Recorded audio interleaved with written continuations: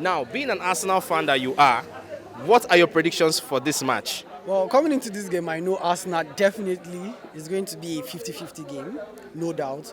But I see Arsenal coming out of this one 3-1. Get out. I say get out. Out!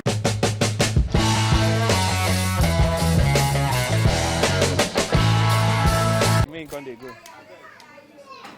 Eh? You say waiting? Action. No time again. All right. Hello, bro. Good evening to you. Good evening. Yes. You know why I'm smiling at you? I asked you a question earlier about this match. Yeah. You said Arsenal were going to win. Yeah, 3-1. Yeah, 3 goes to... Yes. So, how far now? You don't be, say you don't be. But truth be told, it was actually a tight game.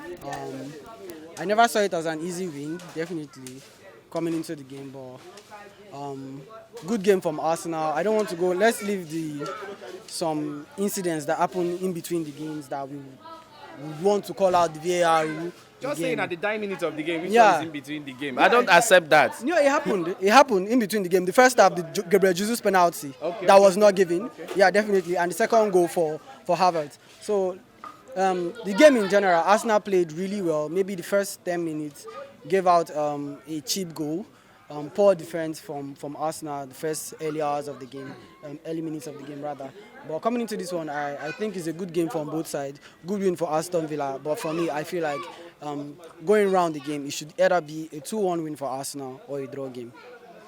Unfortunately, Arsenal lost. Yeah. But do you take this anything? Do you take this? I mean, do you take anything, or does this take anything away from Arsenal? No, because they played really well. Coming into this game, they played really well from the defense to the attack. Everybody gave their beat. I just feel like there was no fluidity within the team. The passing of the ball, the holding of the ball from each player.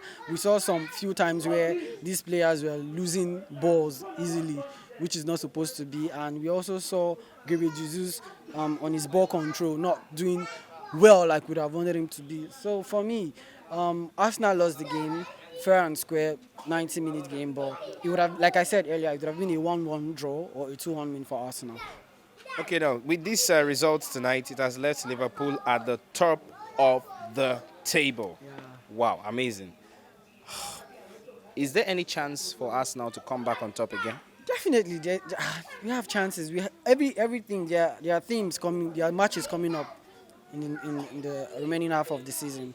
But before December, I feel like before the end of December rather, Arsenal is going to go back to the top of. You feel? Yeah, I know. Earlier on, I asked you about a prediction you made, and it turned out false. In fact, it went sideways. Yeah, that's now why you are saying before the end of December, Arsenal will top the league. That's why it's called a prediction. And we know that for a fact, Chelsea is not going to make the top side of the league. Okay, so now, what do you think Arteta needs to do? Because Aston Villa is a side that has really surprised me. They beat Manchester City. You saw the toughness of the game. Then coming into this one, people already believe that no, if these guys could do this, I'm not taking anything away from Man City. They are a tough side, and even Arsenal won't find it easy playing Man City. So a team like this that beat Manchester City, do you think Arsenal? I mean, coming into this, I just had this faith that if this match was so tough, highest draw. Yeah. But funny enough, they were able to hold them, though, like you said, some controversial. To me, I don't see anything controversial about that, if you ask me. You wouldn't say anything because you're a Chelsea fan. But not disputing that, let's leave that aside. Right. The game was very intense. It was more of a macho game, more physical. And we saw that Arsenal were losing more of the duels in the game. And I don't know what I would say at this point in time to the boys, but I feel like they should go back and sit back, look at what they missed coming into this game, and maybe there should be a take-home for Arteta. And another reason I felt like Arsenal didn't have that much energy coming into this game was because Arteta was not on the sidelines for today's game. Oh. So I feel like not having your coach beside you, giving you instructions directly could actually affect I don't see that as a problem because the assistant coach was there. Moreover, you wouldn't say Arteta was not doling out instructions from where he was sitting in the stands. Do you have the assistant coach for Chelsea and other teams being the one giving out instructions to the player? That's why you have managers there.